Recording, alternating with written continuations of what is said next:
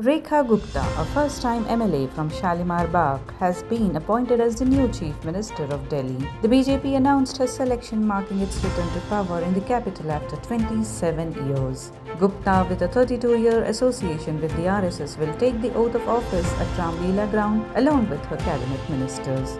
The BJP secured a decisive victory in the recent Delhi Assembly elections, winning 48 out of 70 seats, while the Aam Aadmi Party secured 22. Following the results, all 48 BJP MLAs attended the legislature party meeting where Gupta was chosen as the leader of the house. Her name was proposed by senior party leaders Parvesh Verma, Vijender Gupta and Satish Upadhyay.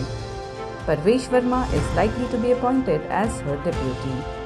The announcement came 11 days after the election results were declared. Gupta met Lieutenant Governor VK Saxena at Raj Niwas to stake a claim in forming the BJP-led government. Gupta, 50, began her political career in 1992 with the ABVP at Daulat Ram College, Delhi University.